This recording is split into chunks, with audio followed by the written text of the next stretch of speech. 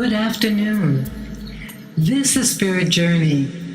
Today is Monday, February 25th, 2019, and it is now 4:47 p.m. I want to talk about how I felt when I saw this person over YouTube.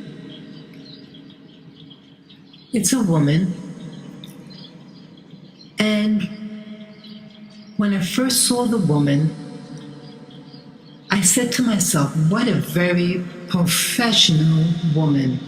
She was a black woman, very poised, well-spoken, and she reminded me of myself as a young woman of her age. She looks about in her late 20s or 30s. And then something else kicked in, my current paradigm system. When I look at her, I'm reminded at the things that I used to think about life. My life as a black woman living in America. This person's name is Candace Owens. Actually, I actually mistaken her for this other person, and I clicked on the video that she was on thinking that she was somebody else. That's it. That's in topic now over the internet, but it wasn't. But I clicked on it and thought, well, let me hear her out. And then, I'm listening to what she was saying. She was very idealistic. And she is a black woman, as I said, and she's addressing a predominantly white audience. I think these were college students. And she's on stage. And the audience seems very captivated by her. And then behind her were adults, older people. So I guess they were staff. And basically her message was about an incident that happened to her. And this incident had caused her such great pain. It was a racial incident whereby these four men, young men, they were students, I think. I'm not sure whether that one of them were her boyfriend or was her former boyfriend.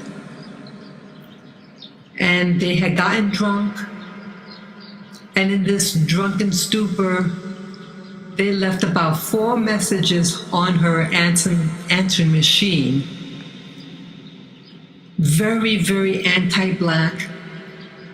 And I think they even said they wanted to kill her or something. It was really horrific. And she does discover who the person is. The school investigated. They were able to track down where the phone calls came from.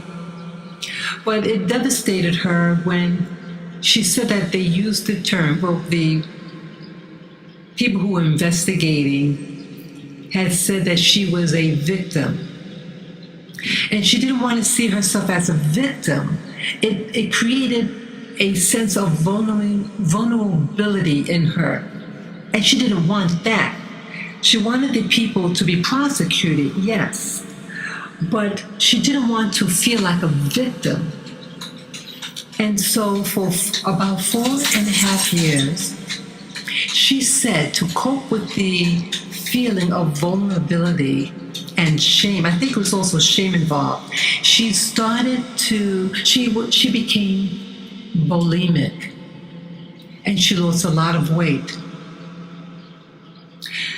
And I thought that was very profound to share this information. But what she learned from the incident is that she is not a victim, and that something about her being from a religious background, a Christian background, and about being your best, working hard, all this idealism of when things happen to you, it's how you internalize it and never see yourself as a victim. Now, I believe that. But what I started to feel uncomfortable with was that some things you can't avoid. And not to say that you're looking for trouble, but the idea that her being a Black woman and that you just go to school, you get your degrees, and be a Black conservative, that you'll achieve your dream. And for me, see, that was my mindset 20 plus years ago. I was in the private sector, I worked in finance, I did clerical administrative work, and my experiences, overall my professional life, and again, I was in many different industries, but I saw how some of my co-workers, how their attitudes towards Black people. See, I will not say people of color, because it's not people of color, it's Black people. Especially if you're a Black person from America. There is some slight difference if you're a Black person, let's say from the Caribbean, or Latin America, or even Africa, or Blacks from Europe. There is a slight difference. But overall, the sentiment of Black people, especially the Black male, in my experience, is hated in private industry. You very rarely see Black men working together in an office, a desk job in private sector. They will allow Black men working together in the mailroom, but they're overseen by a white individual. Or they'll be allowed to work in a call center, but the person in charge will usually be a white person. And so I have all these experiences. And again, most people are nice and good people, but it only takes one rotten apple. And so the industries that I've been in, it only took that one person to boot me out of a job, to create an atmosphere of hostility for me. And I felt it was jealousy, my being a female, and a racial component tied in. These were primarily white women. I also had verbal hostilities projected at me by a white male. And I always wanted to project a positive, polished Black professional. I try to have a positive attitude, but it didn't work. See, when someone doesn't want you around, it doesn't matter how well spoken or how much of a Black conservative persona you have. In fact, that frightens a lot of white people. The Black conservative working right next to them.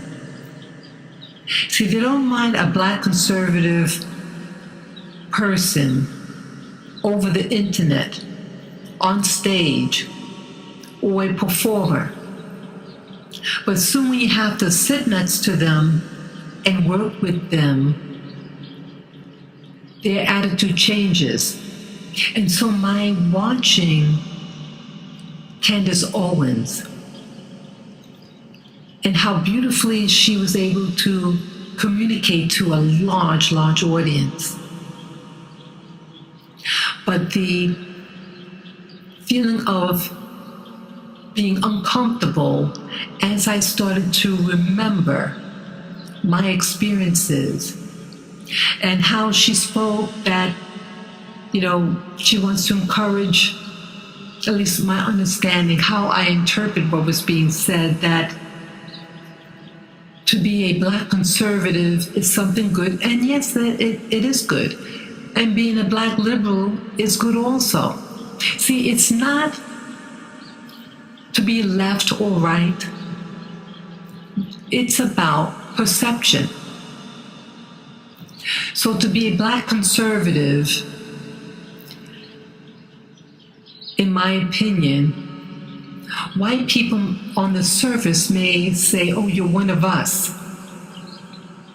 But in actuality, you're just supporting their system of control. You're not going to rock the boat about changing their system of control.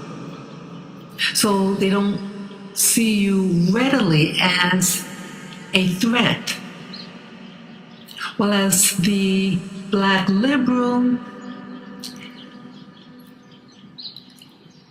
it's something that's considered more current. In my opinion, from the 1960s back, in my opinion, Blacks in general, very, very conservative. Conservative in dress. Many were churchgoers. And so lifestyle back then was more conservative. And they had a conservative outlook for the community. But now things are becoming, as they would say, more liberal. So for Blacks, it's who's in charge, who is in your immediate area. If you live in a liberal white community or near a liberal white community, then to be someone who comes across as a Black liberal, you're not as much of a threat. And if you live amongst white conservatives, to be a Black conservative would probably be better for you. But the common denominator doesn't really matter about conservative or liberal. It's about their perception of you. The more Black you are in your so-called demeanor, I don't know how else to word it, and I don't mean to offend anyone if I did use that terminology, but the more Black you are in your persona, the more of a threat you are to white people, regardless whether they're liberal or conservative. But the more white establishment you are, the less of a threat, and so the more that they tolerate you. I'm also reminded, see, she shared about her incident with her boyfriend or former boyfriend, of the ugly phone messages that he and some of his other friends left on her phone. Some years ago, I was in my early 20s, and I had an opportunity to go overseas, so I went to Northern Europe. I took a flight to Oslo, Norway, and then the train over to Stockholm, Sweden. It was the very, very first time I was outside of the U.S. soil. I went during the winter. And I go to a club or like a bar. They had like drinks and music playing. And yes, they spoke English. And I met up with these two white gentlemen, two Europeans. One of them was from Finland, and the other, I'm not sure where he was from, but that other individual had worked in the US, and I think actually in New York, in construction. And it was this other individual, the one that worked in New York, which was problematic. Now, overall, I had a great time with these two men. But at one point, and I don't know why he did this, but it reminded me of Miss Owen's boyfriend or former boyfriend and his buddies saying these ugly things about black people, about her being black. This individual used to work in construction. And yes, people who do construction are known to have certain ways of talking to women, their treatment of people. And in New York City, they're known for really not liking black people. So after we left one of the clubs, he says to me, "Hey, I have a funny joke to tell you." So I'm listening.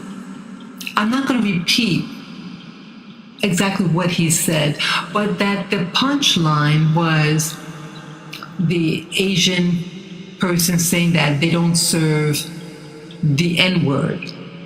And this was supposed to be funny. Now, I'm amazed about this type of talk for one human being to say to someone that you're just meeting. And such hostilities, that word. Now where did he learn that word?